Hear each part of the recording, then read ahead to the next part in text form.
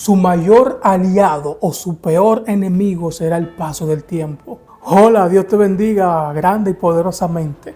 Hoy estaremos tratando un tema súper interesante. Estaremos hablando de lo que está sucediendo en Asbury, universidad en Estados Unidos. Allí hay un avivamiento, está pasando algo sobrenatural, de eso no tengo ningún tipo de dudas. Pero las preguntas que llegan a mi mente son las siguientes. ¿Será esto bíblico? ¿Está Dios realmente manifestándose allí? ¿El Espíritu Santo está acompañando a sus jóvenes allí? ¿Cuáles son las características de un avivamiento? ¿Qué dice la Biblia sobre esto? ¿Qué debe pasar en mi vida para que haya un avivamiento de esa magnitud? Dicen que esos jóvenes llevan horas, días allí adorando a Dios y orando. ¿Se está leyendo allí la Biblia? ¿Se está predicando o solamente es música y oración? Vamos a ver qué dice la palabra de Dios de esto.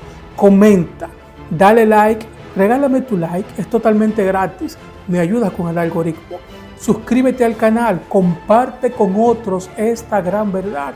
Yo soy Alberto Fabián y esto es Cosas Bíblicas, más que un canal, un lugar de bendición.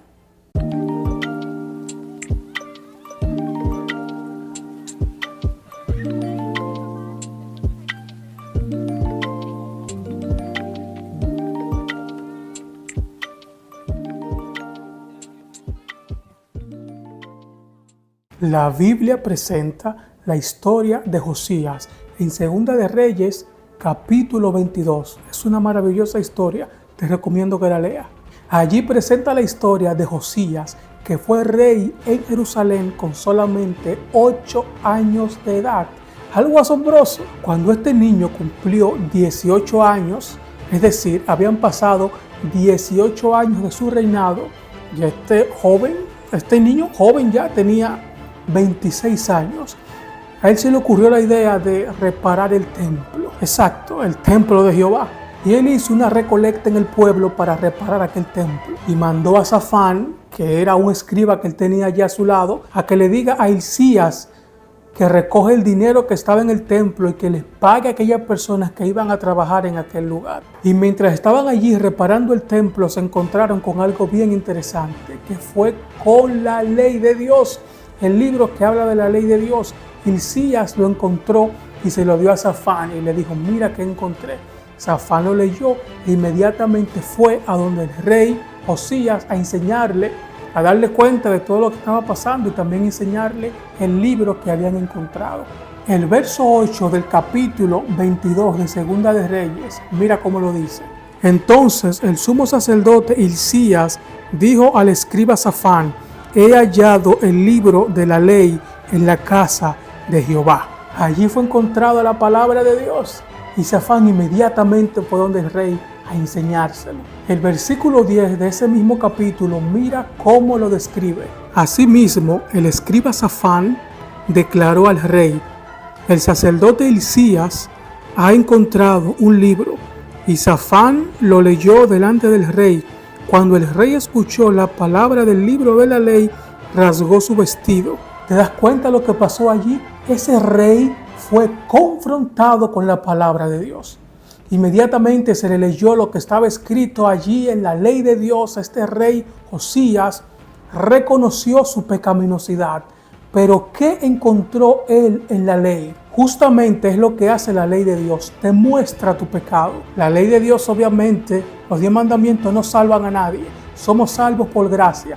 Sin embargo, la ley cumple un factor sumamente importante. La ley refleja lo que yo soy, refleja mi pecaminosidad. Y ese mismo libro de Segunda de Reyes, pero ahora en el capítulo 23, el verso 3, mira lo que hizo Josías cuando se encontró con la ley de Jehová. Después de esto, puesto en pie en la columna, el rey hizo un pacto delante de Jehová, comprometiéndose a que seguirían a Jehová y guardarían sus mandamientos, sus testimonios y sus estatutos con todo el corazón y con todo el alma, y que cumplirían las palabras del pacto que estaban escritas en aquel libro. Y todo el pueblo confirmó este pacto. ¿Te das cuenta de lo que pasó allí? La palabra confrontó al rey. El rey rasgó su vestido en arrepentimiento, pero él no se quedó con eso. él fue al pueblo y esa ley fue leída delante del pueblo. Hicieron pacto delante de Jehová. Es algo maravilloso. Es lo que hace la palabra de Dios. Confronta tu vida, pero no para que sigas igual, sino para que en ti haya una reforma, un reavivamiento, un avivamiento. Realmente esto es lo que ha pasado en Asbury, Estados Unidos, en la universidad. Se está leyendo allí la palabra de Dios. Han sido estos jóvenes confrontados con la palabra de Dios. Si esto no es así, déjame decirte que no creo que sea un avivamiento real. No es solamente ir allí, postrarme, llorar, orar, adorar. También yo tengo que ir a la palabra de Dios. Es la que confronta nuestra vida, mis hermanos y amigos. Cuando la palabra de Dios confrontó al pueblo, Josías hizo algo sumamente interesante. Vamos a leerlo. En Segunda de Reyes, capítulo 23, verso 4, dice lo siguiente. El rey mandó al sumo sacerdote Hilcías, a los sacerdotes de segundo orden y a los guardias de la puerta, que sacaran del templo de la casa de Jehová todos los utensilios que habían sido hechos para Baal, Acera y todo el ejército de los cielos. ¿Te das cuenta lo que hizo el mandamiento con ellos? Dios declaró en su palabra: no tendrás dioses ajenos delante de mí, no te hagas imagen de lo que está arriba en el cielo ni abajo en la tierra. Ellos tenían en el templo no solamente cosas de Baal, no solamente estatuas de Acera, sino que se habían hecho todos los ejércitos de los cielos y adoraban eso en aquel templo. Eso fue lo que hizo el mandamiento en la vida de ellos. Lo confrontó y lo llevó a arrepentirse. El apóstol Pablo describe esto de una manera magistral. En el libro de Romanos, capítulo 7, versos 7 y 8, Pablo habla de esto y es de una forma espectacular. Acompáñame a leerlo. ¿Qué diremos pues? ¿La ley es pecado? De ninguna manera. Pero yo no conocía el pecado sino por la ley. Tampoco conociera la codicia si la ley no dijera: no codiciarás.